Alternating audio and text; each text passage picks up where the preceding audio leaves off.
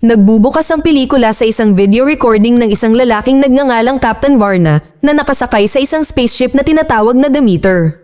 Hawak niya ang isang krusipiho sa kanyang kamay at nagsasalita tungkol sa isang paparating na sakuna habang ang isang makina sa background ay nagbibilang para sa pag-self-destruct nito. Ngunit ilang sandali pa, inanunsyo ng makina na ang self-destruct ay na-abort at ang sistema ay bumalik sa normal. Nang marinig ito, sumigaw si Kapitan Varna at biglang naputol ang video feed. Lumipat ang eksena pagkalipas ng 3,000 taon kung saan makikita natin ang isang deep space salvage ship na pinangalan ng Mother 3. Si Van Helsing, ang kapitan ng spaceship, ay nag-anunsyo na pagkatapos ng 50 taon na pagkawala, sa wakas ay natuklasan na nila ang inabandonang spaceship na Demeter. Sa makatuwid, si Van Helsing at ang kanyang mga tripulante ay nasa isang misyon upang siyasatin ito, umaasa na maibalik ito sa Earth at pagkakitaan ito ng malaking pera. Susunod, ipinakilala sa atin ng iba pang crew na kinabibilangan ni Vice Captain Aurora, isang adik na nagngangalang 187 at isang propesor na may kapansanan na nagngangalang Arthur na gumagamit ng wheelchair. Pagkatapos ay mayroong isang muscleman na nagngangalang Humvee at ang navigation intern na si Mina. Sa una, sina Mina at Humvee lamang ang sumakay sa Demeter upang tuklasin ang loob nito, habang ang iba ay sinusubaybayan sila mula sa Mother 3. Napagtanto ng dalawa na walang laman ang spaceship at nang tanggalin nila ang kanilang mga maskara, napansin nila ang mabahong amoy sa hangin.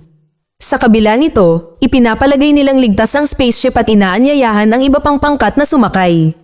Ang mga tripulante ay nahati sa mga grupo at sinimulan nilang tuklasin ang iba't ibang mga seksyon ng spaceship.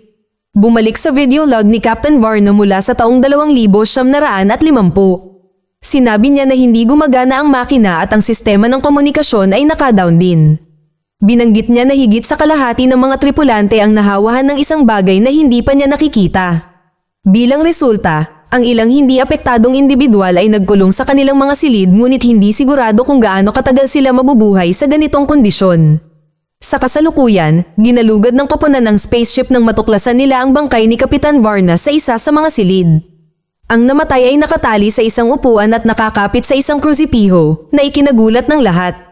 Pagkatapos ay inanunsyo ni Van Helsing na dapat nilang ibalik ang spaceship at bigyan din ang lalaking ito ng tamang libing. Gayunpaman, tumutol si Aurora na sinasabing hindi nila alam kung ano ang nangyari sa spaceship o sa taong ito. Iminungkahi niya na umalis sila at iulat na lang ito sa mga awtoridad, ngunit tinatawanan at iniinsulto siya ng mga lalaki. Sinasabi rin ni Mina na masama ang pakiramdam niya tungkol sa sitwasyon, ngunit ang iba ay nag-aalis din sa kanya. Lumalabas na maaari silang kumita ng humigit kumulang $15 milyong para sa spaceship na ito, kaya ayaw nilang palampasin ang ganitong pagkakataon. Gayunpaman, nang malapit nang bumalik ang mga tripulante, si Mother 3 ay biglang humiwalay sa Demeter. Sinubukan ni Arthur na mabawi ang kontrol, ngunit ang kanyang mga pagsisikap ay walang saysay, na iniiwan silang napadpad sa Demeter nang walang paraan upang makipag-usap. Samantala, sinundan ni Humvee at 187 ang pinagmulan ng mabahong amoy at nakarating sa isang silid na puno ng mga kabaong. Si 187 ay nag-iisip na ang mga kabaong ay maaaring naglalaman ng ilang mga damo sa espasyo at nagpatuloy upang buksan ng isa. Gayunpaman, nabigo siya nang matuklasan na walang anumang bagay sa loob maliban sa ilang buhangin. Kasunod nito, iminungkahi ni Humvee na bumalik sila sa rec room upang muling samahan ng iba. Ngunit nagpa siya ang 187 na manatili sa likod upang magbukas ng higit pang mga kabaong sa pag-asang makahanap ng damo. Sa kasamaang palad, sa sandaling umalis si Humvee, si 187 ay misteryosong inatake ng isang hindi nakikitang figura. Sa ibang bahagi ng spaceship, nanunood si Van Helsing ng video log ni Captain Varna, umaasang makakahanap ng ilang impormasyon. Sa video, inihayag ng kapitan na sila ay aalis mula sa isang planeta na tinatawag na Transylvania na may dalang mga kabaong. Si Van Helsing ay biglang nagulat sa isang sigaw at nagmamadaling lumapit dito. Naririnig din ng iba sa koponan ang tunog at nagtipon sa silid kasama ang mga kabaong. Natuklasan nila doon si 187 na malubhang nasugatan at may buto na nakausli sa kanyang tuhod. Sinubukan ng lalaki na sabihin ng isang bagay, ngunit bago niya magawa, siya ay nawalan ng malay. Kasunod nito, dinala ng team si 187 sa rec room at inilagay siya sa isang stretcher. Sinuri ni Aurora ang kanyang binti at pagkatapos nito, lahat ay bumalik sa kanilang mga gawain.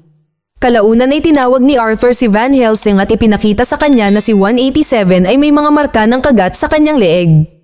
Tinangka ng dalawa na alamin kung ano ang sanhi nito, ngunit bigla na lang, si 187 ay nagising.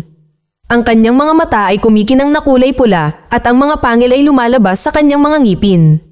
Agad na inihagis ng lalaki si Arthur mula sa kanyang wheelchair at marahas itong pinalo. Isang natatakot na Van Helsing ang sumusubok na pigilan siya ngunit walang kahirap-hirap na inihagis sa buong silid.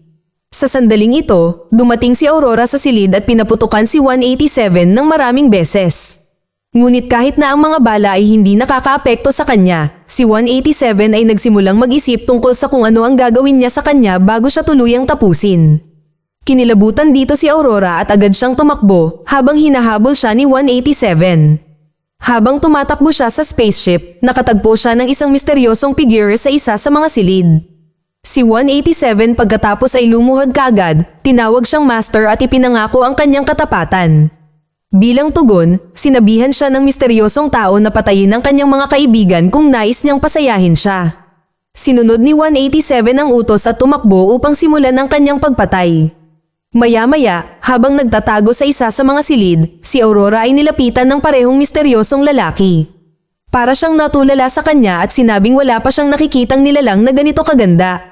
Tinanong niya kung sino siya at kung ano ang gusto niya, kaya ipinakilala niya ang kanyang sarili bilang Count Orlok. Pagkatapos ng katakot-takot na haplos sa kanyang katawan, lumapit siya sa leeg ni Aurora para kagatin, ngunit biglang naputol ang eksena bago pa natin makita kung ano ang mangyayari.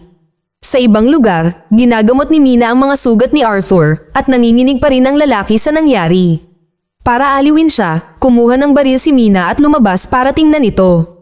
Ipinahayag niya na walang tao at hiniling sa propesor na magpahinga. Ngunit sa sandaling iyon, nagpakita si 187 at agad siyang inatake bago isara ang pinto kay Arthur. Ang takot na propesor pagkatapos ay kumatok sa pinto at sumigaw sa lalaki na pabayaan si Mina ngunit walang epekto. Maya-maya, dumating sa silid ang natitirang tatlo at maluhaluhang ibinalita ni Arthur sa kanila ang nangyari kay Mina. Samantala, sinabi ni Aurora sa grupo ang tungkol sa pakikipagtagpo niya kay Orlok. Inihayag niya na siya ay mula sa Transylvania na isang planeta ng mga vampira. Ipinaliwanag pa niya kung paano patay na ngayon ang kanilang planeta, kaya nagbayad si Orlok para kunin ang isang grupo ng mga kabaong at kasama siya sa isa sa kanila.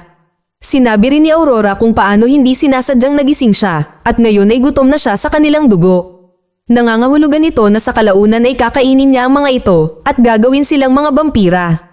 Nagulat ang lahat sa revelasyon, ngunit mas nalilito sila kung bakit hinayaan ni Orlok si Aurora na hindi sinasaktan.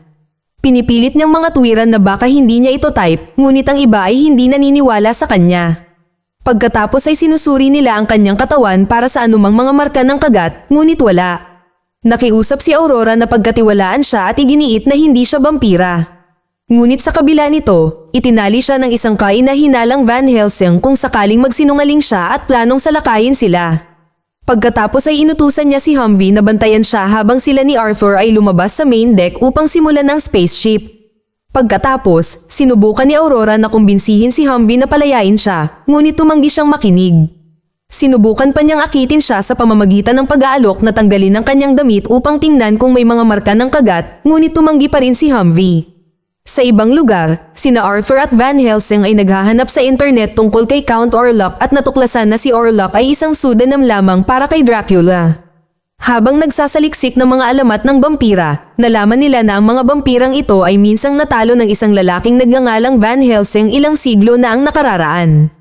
Pagkatapos ay sinabi ni Arthur sa kanyang kapitan na marahil na siya ay nauugnay sa orihinal na Van Helsing. Maaaring ito ang dahilan kung bakit sila naririto at hinahanap siya ni Dracula para maghiganti. Gayunpaman, hindi ito pinaniniwalaan ni Van Helsing at sinabi niya na baka nagkataon lamang ang lahat.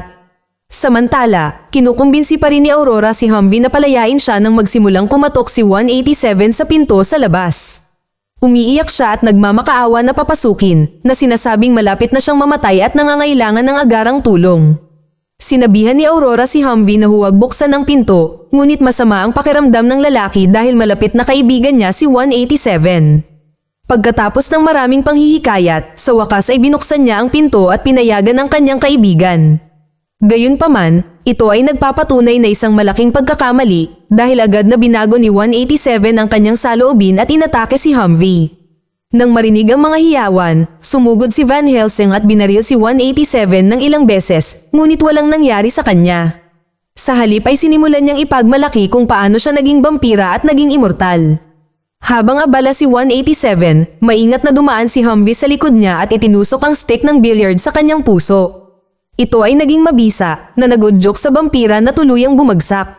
Sumunod, hiniling ni Aurora sa mga lalaki na palayain siya, ngunit naghihinala pa rin sila sa kanya. Gustong malaman ni Van Helsing kung bakit hindi siya kinagat ni Dracula noong nagkaroon siya ng pagkakataon. Nang walang ibang opsyon, sa wakas ay inamin ni Aurora na hindi siya totoong tao, bagkus ay isang robot. Lumalabas na nagtatrabaho siya sa isang kumpanyang tinatawag na NWC at ipinadala siya bilang undercover para imbestigahan ang mga aktibidad ng crew. Siya ay walang dugo kaya walang dahilan si Dracula para kainin siya. Nang marinig ito, nadama ni Humvee na pinagtaksilan siya at sinubukang barilin ang robot. Gayunpaman, pinigilan siya ni Van Helsing at pinakawalan si Aurora na pagtantong magagamit nila siya bilang sandata laban kay Dracula. Pagkatapos nito, tumungo ang tatlo sa main deck at sumama kay Arthur. Ipinaalam nila sa kanya ang tungkol sa kung ano ang nangyari kay 187 at ipinakita ni Arthur na ang isang kahoy na bagay ay isang napaka-epektibong paraan upang patayin ang isang vampira. Binanggit din niya na kabilang sa iba pang paraan ng crucifix at sikat ng araw na kinatatakutan ng mga vampira. Kaya nagpa siya ang mga tripulante na ituro ang spaceship patungo sa isang binary star system malapit sa araw upang tuluyang mapuksa ang vampira. Gayunpaman, lumalabas na aabutin sila ng 13 oras upang makarating doon, kaya nagpa siya sina Aurora at Van Helsing na maghanap ng iba pang mga bagay na gawa sa kahoy. Nakahanap sila ng ilang stick ng billiard at tumungo sa silid na puno ng mga kabaong para hanapin si Dracula. Ang dalawa ay nagsimulang buksan ang mga kabaong isa-isa, ngunit karamihan sa kanila ay walang laman. Sa isang punto, nadatnan nila ang sarili nilang kaibigan na si Mina na nakahiga sa isang kabaong. Ngunit bago siya makapagdulot ng anumang tunay na pinsala, tinusok ni Aurora ang kanyang puso gamit ang billiard cue. Nagkamalay si Mina at sumigaw ng malakas bago muling bumagsak. Sa sandaling ito, isa pang kabaong ang bumukas at lumabas mula rito si Dracula. Napagtanto na hindi nila siya kayang labanan ng mag-isa. Hinimok ni Van Helsing si Aurora na humanap ng mga reinforcement at siya ay nag-obliga. Pagkatapos ay hinarap niya si Dracula at ipinahayag na siya ang inapo ng orihinal na mamamatay tao na vampira, si Van Helsing. Nakapagtataka, sa halip na matakot, si Dracula ay labis na natuwa dahil sa wakas ay makakaganti na siya sa lahat ng pagkamatay ng kanyang mga miyembro ng pamilya. Samantala, dumating si Aurora sa main deck at humingi ng tulong kay Humvee. Pero sa tingin niya ay siya ay isang vampira na sumusubok na akitin siya kaya ayaw niyang lumabas. Sa huli, kinuha ng isang bigong Aurora ang krusipiho mula sa bangkay ng dating kapitan at nagtakdang tapusin ang vampira mismo. Nagbago din ang isip ni Humvee ilang sandali pa at sinundan siya. Samantala, si Arthur ay natakot at nakiusap na huwag siyang pabayaan. Pilit niyang kinalagkad ang kanyang wheelchair at sinubukang sundan sila, ngunit hindi nagtagal ay nakatagpo niya si Dracula. Humingi ng awa si Arthur at nangako si Dracula na hindi niya ito sasaktan. Maaari rin daw niyang bigyan siya ng mga bagong paa at payagan siyang makalakad muli na nagbibigay ng pag-asa sa propesor. Pagkatapos ay iniabot ni Dracula ang kanyang kamay sa kanya at inabot ito ng propesor ng walang pag-aalinlangan. Sa kabilang banda, sa wakas ay bumalik sina Aurora at Humvee kay Van Helsing na malubhang nasugatan. Sinubukan nilang tulungan siyang tumayo, ngunit biglang nag-iba ang mukha ni Van Helsing. Naging vampira na rin pala siya at nagpapatuloy sa pag-atake sa kanila. Kakagatin na sana niya si Humvee, ngunit hinila ni Aurora ang stick ng billiard mula sa katawan ni Mina at itinulak ito kay Van na ikinamatay niya. Ang pagkilos na ito ay muling binuhay si Mina at sinubukan niyang salakayin si Aurora. Gayunpaman, ginagamit ng matapang na robot ang kanyang krusipiho upang ilayo ang vampira.